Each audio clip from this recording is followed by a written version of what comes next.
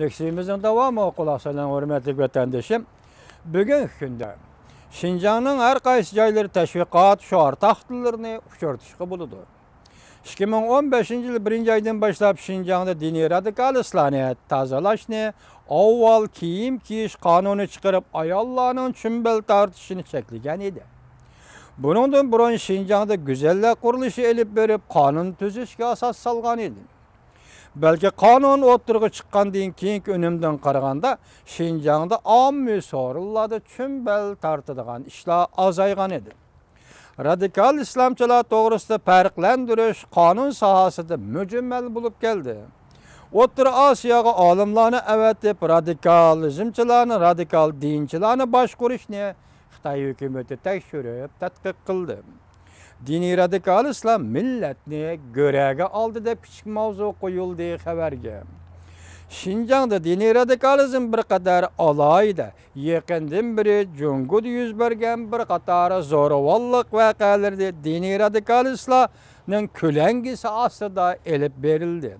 Şinjan'da dini radikalizm, siyosiy boshqalarni chetga qiqish, zo'ravonlik yugunib, zo'ravonlik ve dinge yögünüp milletler münasibetini ve fuqarolar bilan hukumatning münasibetini yirtib tashladı. Sile degan xatimi yirtib tashladı deb tarjim qildim vatandaşım. Aldı bilan chekidin aşkan dini radikalizmlik ideyalarning mahiyeti siyasi huquq izlanish talablari dini tonni kiyib dini itiqad nomi ostida siyasi faaliyet bilan meşgul bulup siyasi menfaatni qo'g'lashmoqchi bo'ldi. Şinjan mustaqilligi yani Şinjan mustaqilligini qo'g'lashish dini radikalistlarning eng oxirgi maqsadi bo'lib qoldi.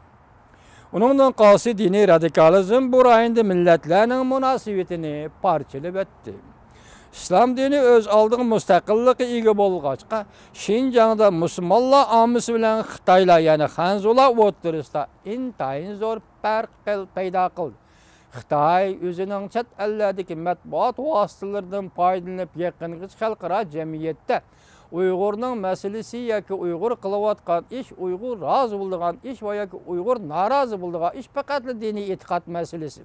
Demak, xalqaro jamiyatda Uyg'urlarning siyosiy muddaoini yoshirib kelgan edi. Endi bugun diniy e'tiqod masalasi bilan Uyg'urlarning siyosiy muddaosini birlashtirib o'rtaga elib chiqibdi. Bu o'zgarishga biz diqqat qilishimiz kerak vatandoshlar.